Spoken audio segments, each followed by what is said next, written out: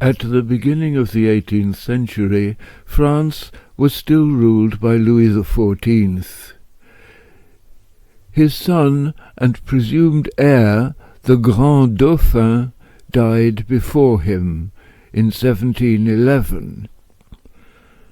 His grandson, the Duke of Burgundy, well educated and expected to become a wise and generous monarch, also died in 1712. When Louis the Great's life finally came to an end in 1715, he was succeeded by his 5-year-old great-grandson, who became Louis XV.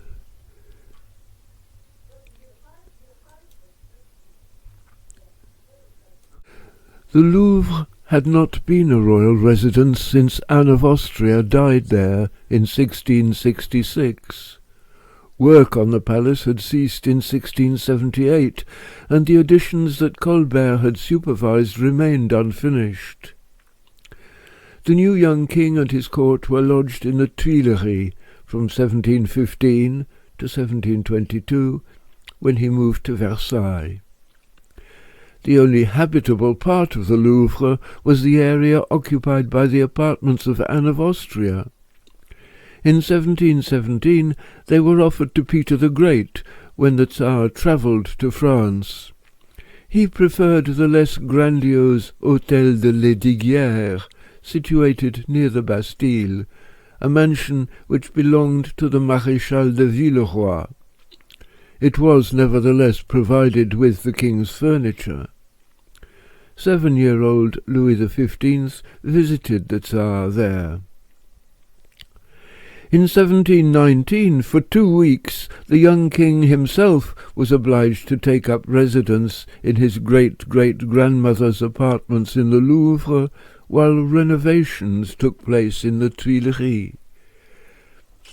In 1722, the same apartments were provided for the Infanta of Spain, Marie-Anne Victoire, during her brief betrothal to Louis XV. The adjoining gardens, redesigned for her, are still known by her title, Le Jardin de l'Infante. On the 29th of August 1739, a spectacle on the river Seine, similar to the one depicted here, was offered by the city of Paris in honour of the forthcoming marriage of Louis's daughter, Louise Elisabeth, to Don Felipe, Prince of Spain, later Duke of Parma. The royal family watched from a balcony of the Louvre. This was the last time a king of France was seen at the palace, and no head of the French state has lived there since. Those parts of the Louvre and the Grande Galerie that were used at all were occupied by the academies which went on meeting there. They also continued to be dwellings and workshops for artists and artisans. The royal collection of antique marbles brought to the Salle des Cariatides in 1692 remained there until 1798, and artists came to copy and draw them. Paintings and prints were on sale in the entrance to the Cour Carrée through the colonnaded east wing. Exhibitions of artists' work went on being displayed in the Salon Carré. In 1750, 110 old masters were added to the paintings by Rubens in the Palais du Luxembourg and put on view there. The exhibition was popular with the public, and the idea grew that the Grande Galerie should be used to display such works of art. The relief plans of the fortified towns of France, which had been put on show there since 1697, were removed to the Invalides in 1777. But it was not until after the abolition of the monarchy that on the 10th of August 1793 the show of 537 formerly royal paintings was first opened to the public.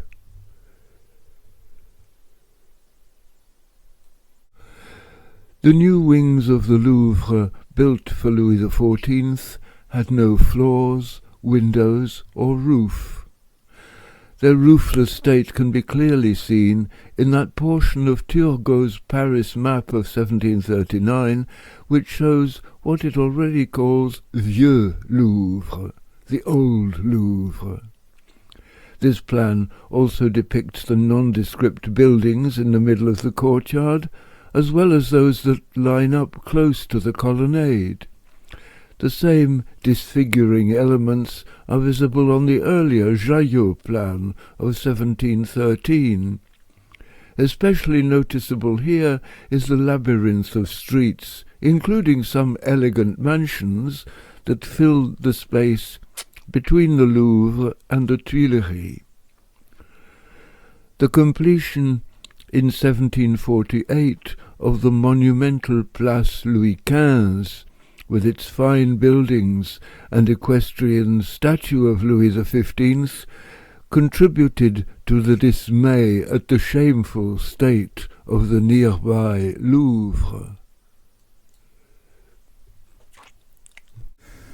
A satirical engraving published in 1749, entitled L'ombre du grand Colbert, the shade of the great Colbert, shows on the right Colbert, wreathed with laurel, returning disconsolate to his tomb, while the recumbent figure of genius weeps, and the ermine-clad city of Paris implores the bust of Louis XV to restore the glory of his palace. In the background, the view of the colonnade is obscured by ugly outbuildings.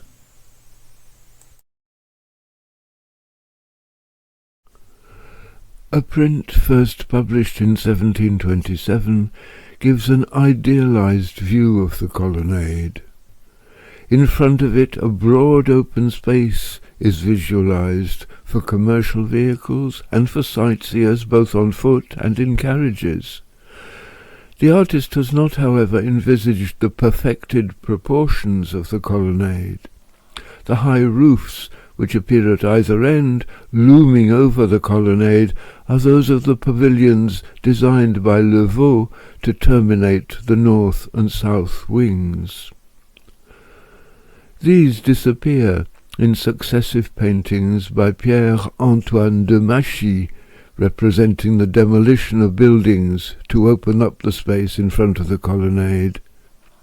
De Machy specialized in the depiction of ruins and architectural fantasies, so his Louvre paintings cannot be taken to be precise or exact portrayals of reality.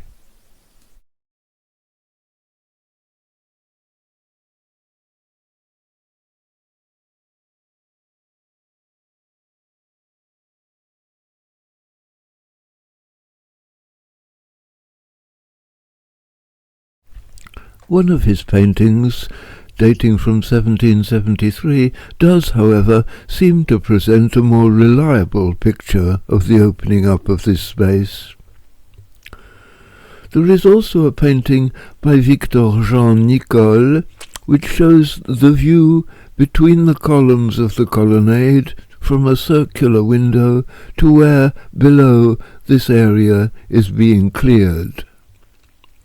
Works at the Louvre were all done, subject to the availability of sufficient funds, at the direction of the king's first architect, Ange Jacques Gabriel. A drawing by Jacques-François Blondel shows the demolition of buildings in the middle of the Cour Carrée, which began in 1757. Gabriel was also responsible for these improvements. Blondel's drawing also shows construction work being done to Gabriel's design for the completion of the inner façade of the colonnade wing. A second story of Corinthian columns is being added similar to those on the ground floor. A balustrade will top the façade bringing it up to the same height as the colonnade. Guillaume Cousteau the Younger sculpted the capitals of the new columns. He also carved the central pediment, which showed a royal globe decorated with fleurs de lis. The supporters are two geniuses lying on clouds pierced by rays. The sculpture dates from 1757. The royal globe has now been replaced by a republican cockerel, surrounded by a snake biting its own tail, a symbol of eternity. The work that the architect Gabriel did at the Louvre is less significant and much less well known than his additions to the Palace of Versailles, such as the Petit Trianon and the Opera House.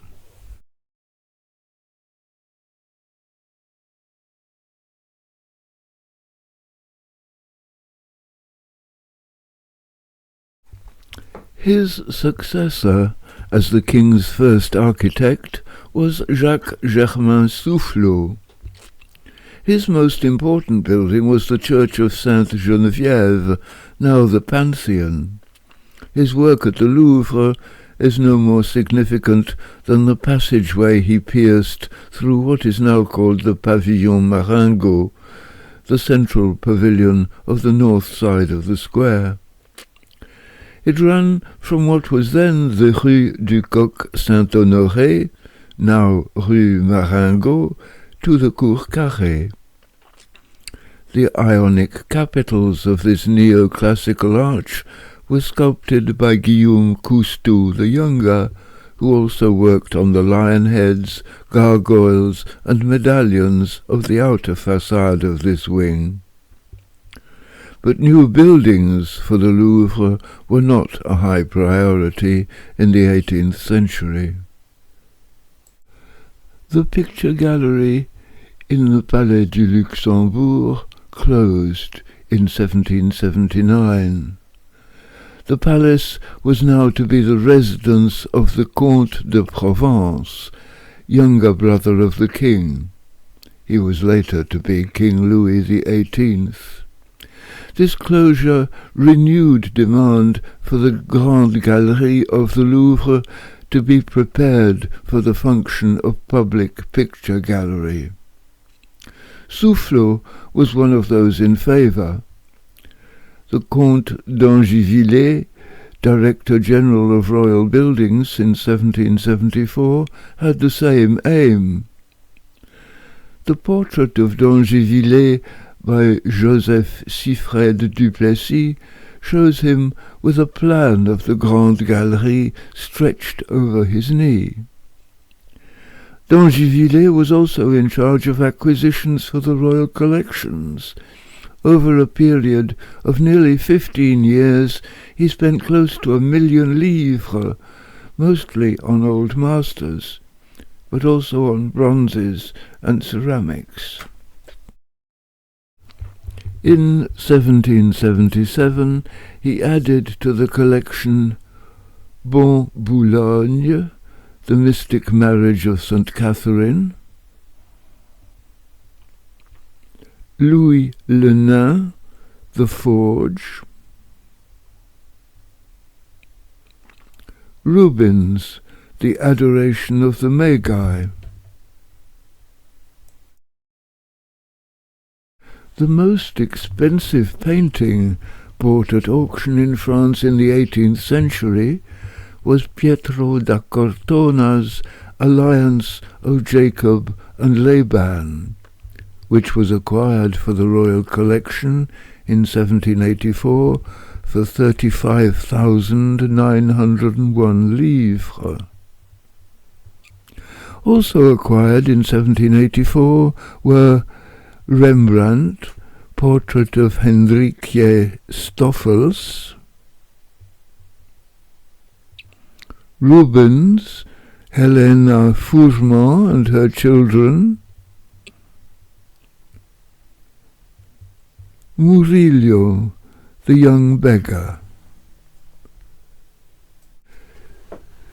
Soufflot was a convert to the conviction that the Grande Galerie would become a true museum gallery only if it had overhead lighting. The painter Hubert Robert, who was designer of the King's Gardens, keeper of the King's Pictures, keeper of the museum, and counsellor to the Academy, painted views of the Grande Galerie as it would be with light coming from above. Some were of the view that Poussin's ceiling paintings, unfinished and deteriorating as they were, should be retained. This problem was solved when in the 1780s fire hazards caused the wooden barrel vault to be rebuilt and lined with bricks. If the gallery was to be lit from above, should it be by lunettes set in the flanks of the vault above the cornice, or by skylights along the spine of the vaults? Committees were formed, they debated and disagreed. Financial crises delayed progress. D'Angivillers was indecisive. Soufflot died in 1780 and was replaced by architect Maximilien Brébion, his pupil, who carried out Soufflot's designs for the drum and dome of Sainte-Geneviève, but who was utterly opposed to changes to the Grande Galerie. Eventually, it was agreed to add as an experiment a glass lantern to the roof of the Salon Carré. It was ready for the Salon exhibition of 1789, seen in the architect Charles de Vailly's drawing. But 1789 was the year of the Revolution. Hubert Robert was imprisoned and narrowly escaped the guillotine. D'Angivillers went into exile and died in Germany. No changes were made to the Grande Galerie until the reign of Napoleon I. One other internal change to the Louvre was made when Maximilien Brébion constructed a new staircase in 1782 to access the Salon Carré. But it was replaced under the First Empire by another new staircase, which did not itself survive the Second Empire. Additions to the painted decor of the interior of the Louvre in the 18th century appear to have been limited to the ceiling of the Galerie d'Apollon. Only 3 paintings had been completed for this ceiling in the 17th century. In the 18th century, mythological interpretations of the 4 seasons were placed here. In 1769, Jean-Hugues Taraval painted Autumn, or the Triumph of Bacchus and Ariadne. In 1774, Louis Durameau painted Summer, or Ceres and her companions praying to Jupiter.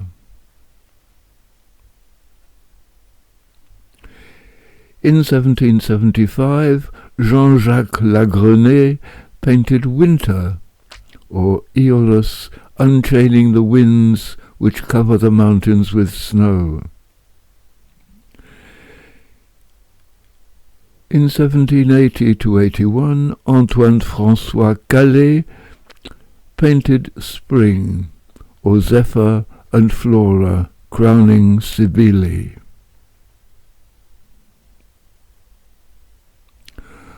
Also in 1781, Antoine Renoux added the Morning Star, or Castor.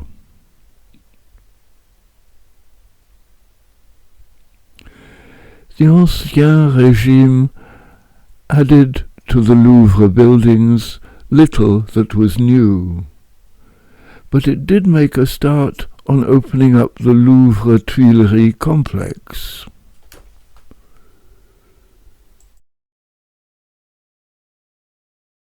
A plan of 1761, representing a projected future for the palace, shows generous spaces around the Louvre and a courtyard cleared of its encumbrances. There is also an opera house planned in the area between the Louvre and the Tuileries, with approaches to it through the other buildings which remain there. In fact, this built-up area took decades to be cleared. This painting by Philibert Louis de Bucourt, who lived from 1765 to 1832, shows some of the buildings immediately outside the Louvre on the west side, seen from the Rue Fromenteau. The Tuileries would be well off to the left, behind the painter's viewpoint.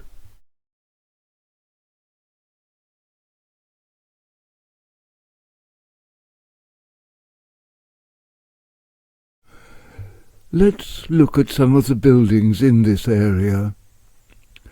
The building marked Monsieur le Grand on the Chateau map of 1713 is the residence of the Grand Equerry, or Master of the King's Horse, le Grand Écuyer de France, known as Monsieur le Grand. He directed the use of the king's horses in ceremonial and military contexts. His place was close to the king at all significant events. He walked beside the king at ceremonies, travelled in his coach, rode in front carrying the royal sword in its blue velvet scabbard adorned with gold fleur-de-lis when the king officially entered a city. He was lodged with the king in wartime in order to provide him with horses. He was also in charge of personnel, director of the School for Royal Pages, and overseer of all stable workers, musicians, doctors, and surgeons. It was a highly profitable and influential position. At the king's death, he inherited all the royal horses and their equipment. From 1643 to 1791, the post was held by members of the Lorraine family. The mansion, known both as the Hôtel d'Armagnac and as the Hôtel de Brionne, was first built in about 1676 for the Grand Écuyer Louis de Lorraine, Comte d'Armagnac, Comte de Charny, and Comte de Brionne. It was reconstructed in 1735 by the architect Robert de Cotte for Charles de Lorraine-Armagnac, Comte d'Harcourt and Comte de Brionne. In 1801, it was the residence of Napoleon's sister, Caroline Bonaparte, and her husband, General Joseph Murat, later King and Queen of Naples. The building was demolished in about 1806. Not far away, on the Chateau plan of 1713, is a building labelled Monsieur le Premier. This is the residence of the Premier Écuyer, a post which became hereditary in the Berchingen family. The first Equerry was the assistant to the Grand Equerry. He had charge of the horses, carriages, and sedan chairs used in the day-to-day life of the king. He had to attend the king's lever and coucher, the ceremonies of getting up and going to bed, when he would receive instructions as to whether the king wished to drive or ride or hunt. He prepared the king's boots and attached the spurs. He handed the king into his carriage if needed. He picked up anything the king dropped. The Hôtel de Berchingen was built in 1616. It was bought in 1676 by the Marquis de Berchingen, who had become first equerry in 1674. The large building was divided into two. The northern half was inhabited by the Marquis de Berengen's sister, who was the widow of the Marquis de Vassy. She had interior improvements made in 1710. The Marquis de Berengen apparently lent or rented out apartments in his half of the mansion, one, for example, from 1711 to the Marquis de Saint-Pater, who lodged there when he was in Paris. In 1726, the king paid for new improvements to the mansion. It passed into the possession of the de Coigny family in 1754, and was demolished under the Empire between 1804 and 1815.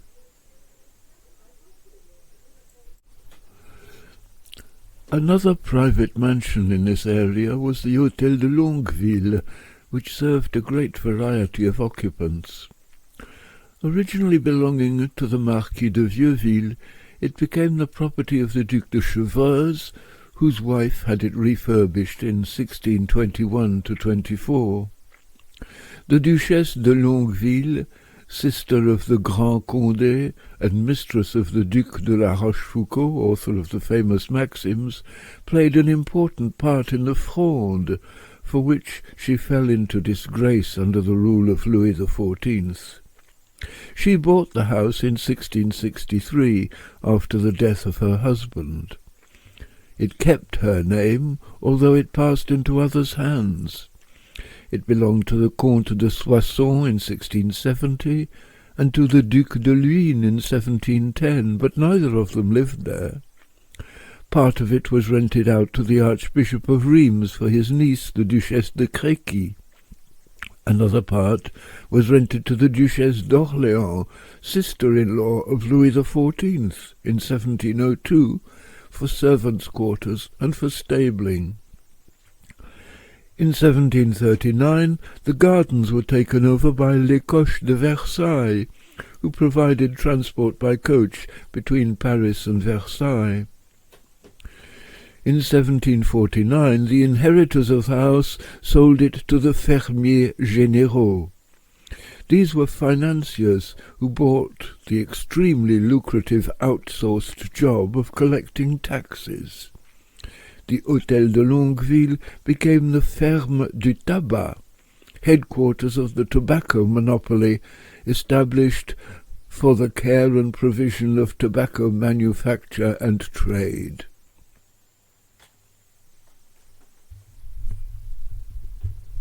The tax farmers were extremely unpopular with taxpayers. Nobles and clergy were exempt from taxation under the Ancien Régime, so the burden fell mainly on the lower classes, a fact often criticized by satirists and dissidents. The Ferme Générale was suppressed under the Revolution. 28 tax farmers were guillotined on the 8th of May, 1794. A popular hero was Louis Mandrin, a smuggler and highwayman who bought goods, including tobacco, in Switzerland to be sold in French towns without paying any of the tax due. During 1754, he and his band of some 300 men targeted the most hated tax-gatherers. He was captured, tried, and sentenced to be broken on the wheel in 1755. The package shown at his feet here is a bundle of tobacco with some rolls of muslin. In 1752, the former Hôtel de Longueville was the proposed site for a planned opera house, already mentioned. Under the Directorate, 1795-99, there was a dance hall here. The imperial stables were situated here under the Empire. The mansion was finally demolished in 1833. This painting by Lina Jones shows the remains of the Hôtel de Longueville, and at the left the ruins of the Church of Saint-Louis. There were originally 2 churches in this area. the Church of St. Thomas of Canterbury, and the chapel of a college dedicated to St. Nicholas of Myra. They were both founded in 1188. By 1699, St. Nicholas Chapel was in a ruinous condition, and some renovations took place. In 1720, plaster fell from the ceiling. The state of St. Thomas Church was similar. In 1735, it was forbidden to ring the bells for fear the whole building would collapse. In 1740, the chapters of St. Thomas and St. Nicholas were united. St. Nicholas was in ruins, and St. Thomas was too small. On the foundations of the latter, a new church was built in 1743. It was dedicated to St. Louis, Saint Louis du Louvre. On October the 12th, 1789, the Revolutionary National Constituent Assembly seized the properties and land held by the Catholic Church, including, of course, St. Louis. The Declaration of Human and Civil Rights in 1789 had given the Protestants freedom of conscience. The Constitution of 1791 gave them freedom of worship, and in that year St. Louis was rented to a Protestant congregation. By 1811, work on the Louvre initiated by the Emperor Napoleon required the demolition of the church. Its Protestant congregation was rehoused in the nearby oratory of the Louvre, just to the north of the Cour Carrée. It had once been the palace chapel, and the funerals of Louis XIII, Cardinal Richelieu, and of Chancellor Séguier had been held there. The wooden choir stalls of St. Louis were transferred to the oratory in 1811, and are all that remain of the brief existence of St. Louis. Another ancient building situated between the Louvre and the Tuileries, which had to be removed before the unification of the two palaces could take place, was the Hospice des Quinze-Vingts. The Hospice of the 15 score was founded in 1260 by King Louis IX, St. Louis. It was a charitable institution with 15 score beds, that is 300 beds, to house poor blind Parisians. By the beginning of the 18th century, some of its buildings had become dilapidated. In 1746, half of the lottery funds which had been earmarked for reconstruction of Saint-Sulpice Church were diverted to renew the hospice. Building work began in 1748 and was nearly completed in 1779, when most of the site is said to have formed a monument in the middle of Paris, remarkable for the multiplicity and beauty of its edifices. The institution had also become wealthy from donations, bequests, legacies, rents, tax exemptions, and income from begging, which was the recognized employment of the blind inmates. At this point, the Grand Almoner of France intervened. He was the Bishop of Strasbourg, Cardinal Prince Louis-René-Édouard de Rohan, later implicated with Queen Marie-Antoinette in the scandalous affair of the diamond necklace. Without any warning or consultation, the Grand Almoner sold the whole site for 6 million francs and demolished the buildings. The blind inmates were transferred to the former barracks of the recently disbanded Black Musketeers, where the eye hospital remains today. On a Paris map of 1790, there are only streets where the Quinze-Vingts had stood. One of the streets is named after the Cardinal, the Rue de Rohan. Part of the street still exists, running from the Rue de Rivoli to the Rue Saint-Honoré. The last building to be considered in this context is the Chateau d'eau, situated on the Place du Palais Royal opposite the palace. The words Chateau d'eau are usually translated as water tower. The edifice was designed to provide water to fight any possible fire at the Opera House in the Palais Royal. The wooden construction of theatres made them particularly liable to catch fire. Plans for the building were approved in 1714 and it was completed in 1719. The first floor contained the water tanks, while the ground floor was given over to carriage hire. Given its architecture, the term Chateau d'eau is clearly more appropriate than water tower.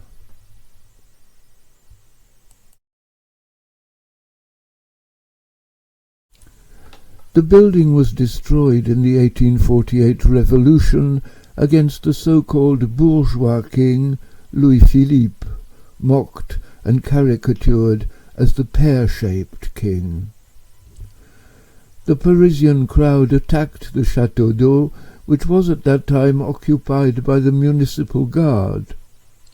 It also housed the royal carriages. The carriages were dragged out and burnt. 11 soldiers and 38 citizens were killed in the battle before the mob moved on to the Tuileries. The building was demolished by a fire which burnt for 3 days. The event was considered important enough to be depicted in many paintings and prints.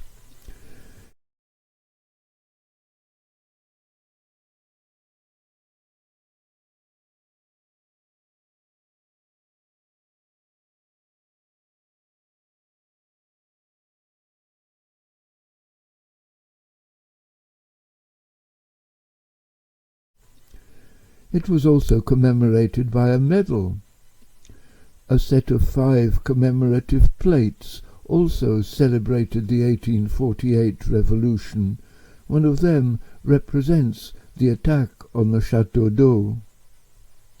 A print of 1849 shows the ruined site behind the carriages for hire.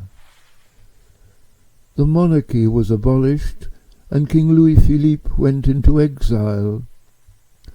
A print from the Illustrated London News shows him breakfasting in the bridge in Newhaven after his arrival in England. When the revolution came in 1789, both the Louvre and the Tuileries were long abandoned by the royal family. Both palaces had been woefully neglected. In January 1776 the chapel of the Tuileries was in such a dangerous state that the priest celebrating Mass was required to leave the altar for fear of the building falling in on him. On the 8th of June 1787 the roof of the Pavillon de Flore collapsed in flames from a fire which had started in a garret occupied by a lemonade seller from the Tuileries Gardens. The only parts of the Tuileries not occupied by squatters were the Salle des Machines Theatre and the Salon des Cent Suisses on the first floor of the central pavilion, which had been used for concerts. The rest of the palace was inhabited by a wide variety of people, from high dignitaries in grace and favour apartments to retired officers, men of letters, artists, artisans, craftsmen, Swiss guards, valets, gardeners, all of whom made whatever alterations they chose to their quarters. The Louvre was still largely uninhabitable, unfinished, and uncared for.